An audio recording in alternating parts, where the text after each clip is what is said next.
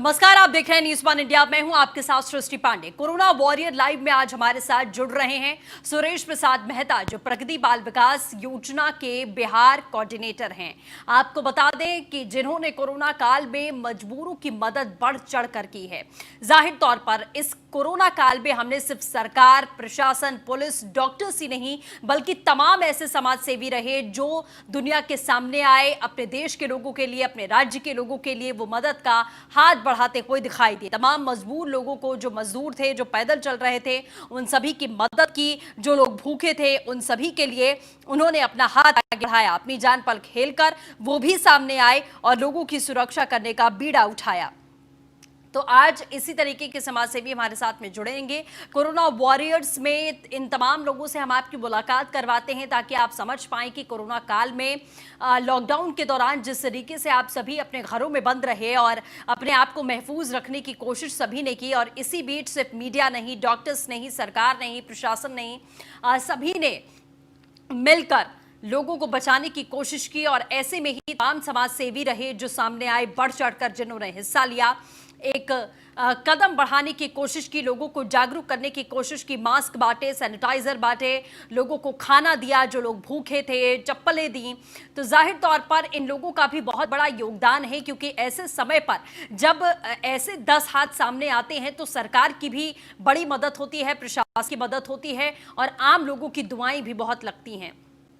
तो सुरेश प्रसाद मेहता बिहार कोऑर्डिनेट करते हैं, प्रगति बाल विकास योजना से जुड़े हुए हैं। उनसे हम थोड़ी ही देर में जुड़ेंगे, बातचीत करेंगे कि आखिरकार इस कोरोना काल में जो 3 महीने का लॉकडाउन रहा, इस विषम परिस्थितियों में किस तरीके से उन्होंने कार्य किया, किस तरीके से उन्होंने ये जो प्रगति बाल विकास उनकी योजनाएं चल रही हैं जिसमें वो बिहार को कोऑर्डिनेट करते हैं, वहां पर किस तरीके के कार्य इनके द्वारा किए गए हैं, कैसे इनके संगठन ने काम किया है, कैसे लोगों को मदद दी है। क्योंकि ये तमाम कोरोना वॉरियर्स की जो कहानियां हम आप तक पहुंचाते हैं, इससे आपको भी प्रेरणा मिलती है कुछ करने की, कि अगर आप थोड़ा सा भी कुछ कर सकते हैं, चाहे एक व्यक्ति के लिए आप एक टाइम का ही खाना उसके लिए उपलब्ध कराएं। अगर आप इतना ज़्यादा आपकी हैसियत है, आप अफोर्ड कर सकते हैं, तो जाहिर तौर पर आपको मदद करनी चाहिए, क्योंकि आज हमें एक दूसरे की मदद करना बहुत ज़रूरी है। अनलॉक हो चुका है, इसका मतलब ये बिल्कुल भी नहीं है कि लोगों को आपकी ज़रूरत नहीं है, लोगों को आपसे सहायता नहीं चाहिए।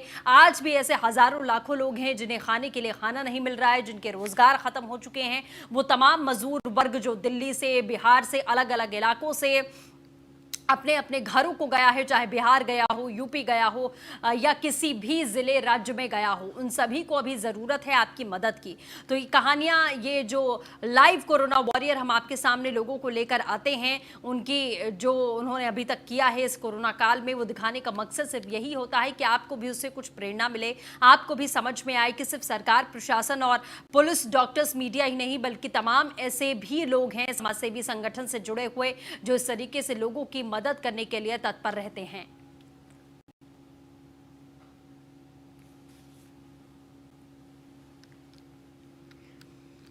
तो कोरोना से लड़ाई में इन्होंने अपनी बेहद अहम भूमिका निभाई है। ऐसे बहुत सारे लोग हैं जिनसे हम आपको मिलवाते हैं अपने इस प्रोग्राम के जरिए, ताकि आप भी देख सकें, समझ सकें कि इंसानियत अभी भी जिंदा है। लोगों को लगता है कि इंसानियत मर चुकी है, लेकिन इंसानियत के नाते ही ये समाजसेवी संगठन लोगों की मदद करते हैं, अपनी जिम्मेदारियों का निर्वहन करते हैं। एक देश का नागरिक होने के नाते हमारी और आपकी, हम सभी की जिम्मेदारी है कि अगर हमारे पड़ोस में, हमारे बगल में बैठा कोई व्यक्ति भूखा है तो उसे खाना हम खिलाएं। जो ज़रूरत की चीज़ें हम उसे दे सकते हैं, राशन पानी, कपड़ा, जो भी हम उसे दे सकते हैं, जो भी हमारे आसपास है, उनकी हम मदद करें। तो ऐसे लोगों को जब हम आपसे मिलवाते हैं तो आपको भी उनकी कहानी सुनकर प्रेरणा मिलती है, और बहुत सारे लोग ऐसे खड़े हो जाते हैं लोगों की मदद करने के लिए। और ऐसे दौर में, विषम परिस्थिति, जब कहीं पर भी कोई फ्लड आता है, भूकंप आता है, तो हमने देखा है कि ऐसी सिचुएशन में तमाम समाजसेवी संगठन हैं जो अपनी पूरी टीम के साथ में खड़े होते हैं।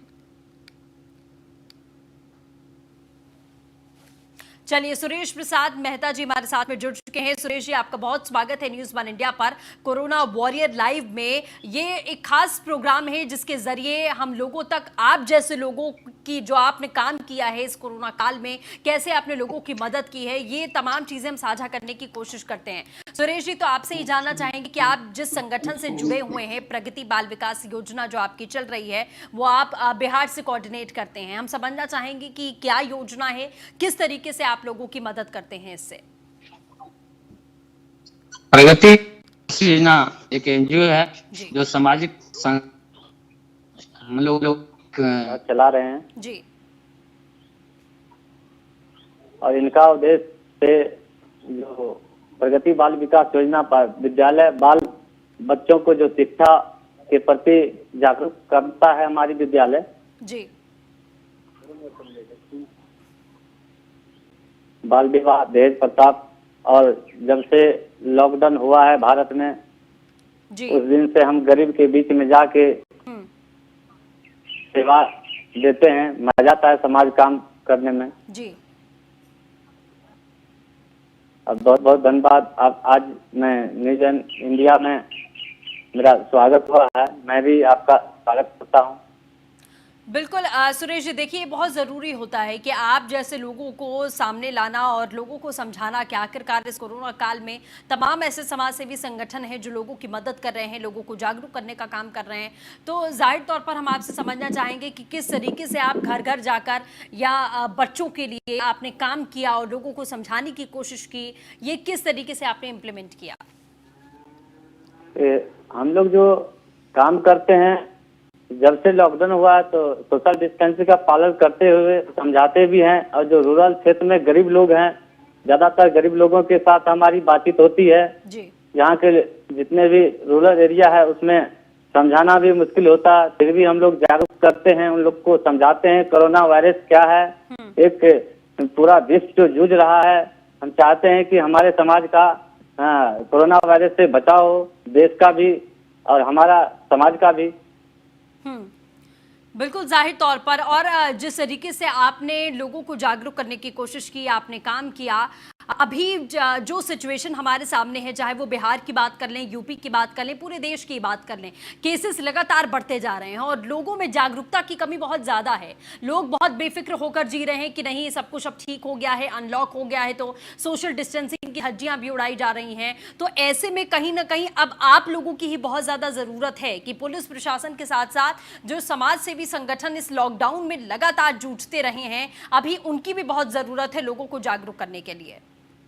जी जरूरी है, समाज में बहुत बड़ा जरूरी है। जान है तो जहान है, अगर नहीं समझेंगे तो दिक्कत परेशानी भुगतना जनता को ही पड़ता है। इसमें बढ़ चढ़ के हमारे जो भारत के मुख्य अतिथि WHO जो कह रहा है उनका पालन होना चाहिए, जो समझना चाहिए। हम लोग जागरूक करते हैं इस चीज को और जान भी रहे हैं, बहुत प्रयास भी कर रहे हैं हम लोग घर घर जाके। हमारा जितने भी कार्यकर्ता है, अभी हम सुपौल से तकरीबन 350 हमारा कार्यकर्ता बिल्कुल काम करते हैं। कार्यकर्ता हमारा समझाते भी हैं कोरोना वायरस क्या है, एक महामारी से जो जूझ रहा है देश, इसमें समझने की जरूरत है। सुरक्षित रहने के लिए हम लोग जागरूक करते हैं समाज के लिए।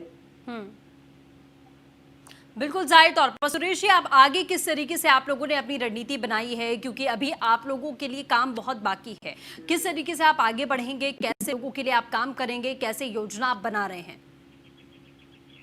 जी, जो काम की बात जो है, जिस तरह से हम लोग सोशल डिस्टेंस के पालन करते हुए 2 गज का दूरी बनाते हुए अगर काम करेंगे तो मुझे लगता है कि बहुत जल्द कोरोना वायरस से बच पाएंगे हम लोग। जी बिल्कुल। साथ ही सुरेश जी, जानना चाहेंगे, जैसे आप प्रगति बाल विकास योजना आपकी चलती है, तो क्या ये बच्चों के लिए स्पेसिफिक ये योजनाएं चलाई जाती हैं बाल विकास के लिए? जी, प्रगति बाल विकास सिर्फ बच्चों के प्रति। अभी फिलहाल 1.5 साल से मैं सुपौल में काफी दिन से मेहनत करता था, पहले दूसरे संस्थान में। अभी जो प्रगति बाल विकास योजना में जब से कोऑर्डिनेटर बना हूँ, इसमें हमारी संस्थान काम अच्छे कर रहे हैं और गरीब बच्चों के लिए सिर्फ शिक्षा पे काम अभी फिलहाल मेरा चल रहा है, बाल विवाह, दहेज प्रताप। ठीक है, अब ये लॉकडाउन के बीच में किस तरीके से आपने बच्चों को जागरूक किया? क्या मास्क, सैनिटाइजर या बहुत सारे जो मजदूर जिस तरीके से बिहार पहुंचे थे अलग अलग देश के राज्यों से, क्या उनमें बच्चों की भी मदद करने की कोशिश आपकी इस योजना के जरिए की गई? जी,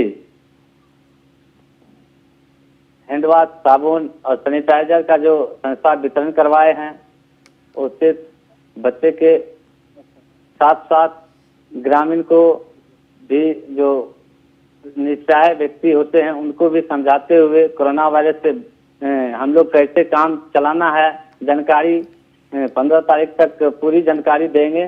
और आगे से सोशल डिस्टेंसिंग जब तक समझ नहीं लेते हैं हमारे रूरल एरिया में, तब तक थोड़ा दिक्कत है। जी, लोगों को चाहिए कोरोना से बचने के लिए स्वास्थ्य समझाना, हम लोग बढ़ चढ़ के कार्यकर्ता को समझाते भी हैं।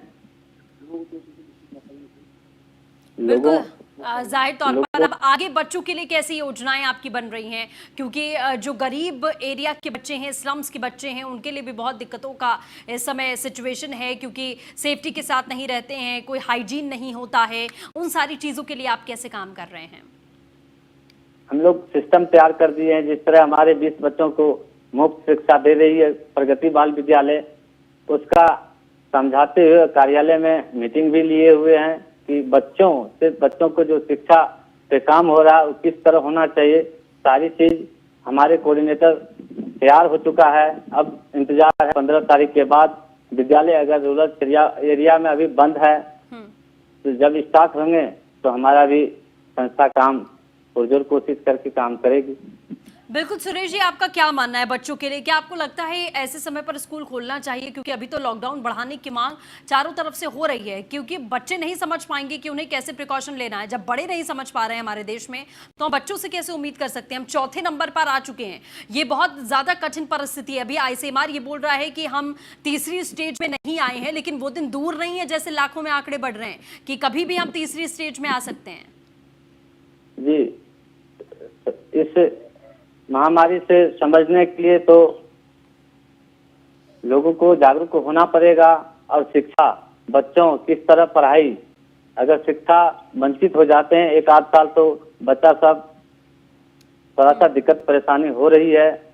अगर सरकार की नीति के मुताबिक अगर चल रहे हैं तो बच्चा का विकास और बड़े लोग भी समझ जाएंगे। बिल्कुल, तो क्या इस दौरान कुछ किताबें वगैरह, खाने का सामान, ये तमाम चीज़ें इस्लाम एरियाज में जो मासूम बच्चे होते हैं उनको आप लोगों की तरफ से कुछ ऐसा भी योजना आपने बनाई है प्रोवाइड कराने की, उन्हें पढ़ाने की?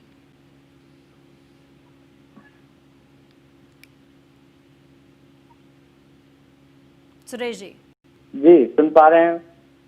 जी बोलिए।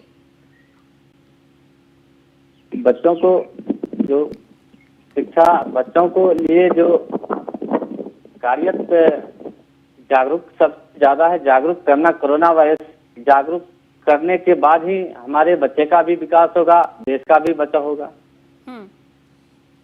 इसके लिए हम लोग को सोशल डिस्टेंसिंग 2 गज का दूरी बना के काम स्टार्ट करना चाहिए। जी, अच्छा, किस तरीके से जहां पर आप कोऑर्डिनेट कर रहे हैं बिहार में, वहां पर आपने किस तरीके से देखा है कि इस लॉकडाउन के दौरान में या लॉकडाउन के बाद में क्या लोग वाकई में, आप लोग जो बातें समझा कर आते हैं, बता कर आते हैं, उनकी मदद करके आते हैं, कि तमाम चीज़ें क्या वो इम्प्लीमेंट कर पाते हैं, वो समझ पाते हैं, उसे लागू करने में? समझ पाते हैं, बिल्कुल समझते हैं। अगर जाते हैं हम लोग तो समझते भी हैं और पालन भी हो रहा है।